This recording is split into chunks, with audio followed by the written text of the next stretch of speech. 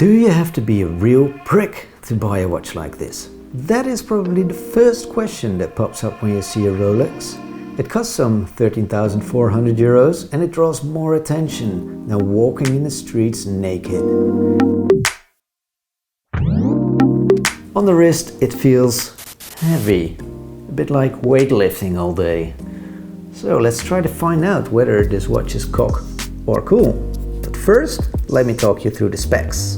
It is called the Rolex Submariner and is arguably the world's most famous luxury watch. It is 300 meters water resistant and its case is 40 millimeters. Inside takes a very reliable and very accurate automatic movement, which was fully developed and made in-house by Rolex. At this point in the presentation, I should be bragging about the fact that I've actually visited all 4 manufacturing sites of Rolex in Switzerland.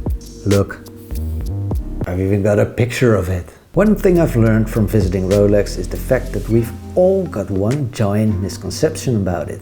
They don't see themselves as a luxury company in a jewelry sort of way. Rolex is an engineering company. Think of Rolex as Porsche. The basic shape of the cars might have stayed the same over the decades, but everything constantly evolves. Take the last thing you did and do it better next time.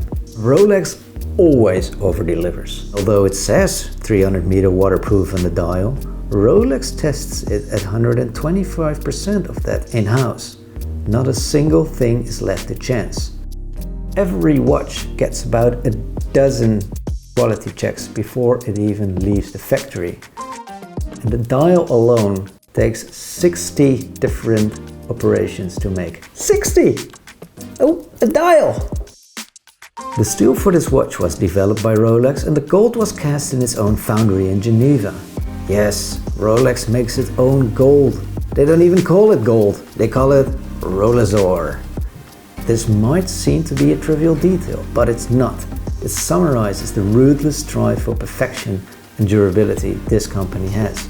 It says all about Rolex. Now switch nerd mode on, please, because we're going into detail. The Submariner was introduced in 1953 and was meant for professional use. Officially the watch is called the Rolex Oyster Perpetual Date Submariner. The name Oyster dates back to 1926 and refers to its waterproof case. Perpetual means it has an automatic mechanical movement, so there's no need to wind it.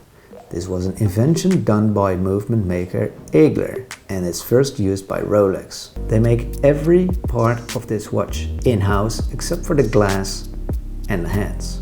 The precision of this Submariner is within the boundaries of +2, -2 seconds per day and it's anti-magnetic thanks to a high-tech parachrome hairspring. But honestly, to most people this won't matter at all. Because what I've learned from owning a Rolex is people will just notice the fact that you're wearing a Rolex. And that brings us to the main question today.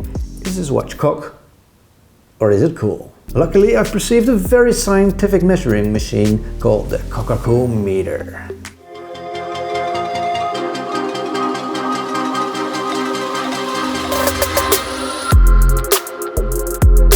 Oh yes, the Cock-A-Cool-Meter says cool if you like cocky, whatever that means. But I do know this, my radically honest opinion.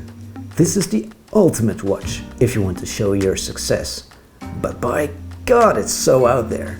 It's like arriving at your mom's birthday with a model in miniskirt.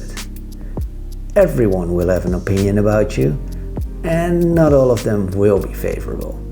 But if you're ready to handle that, then nothing shows your success better than a steel and gold Rolex.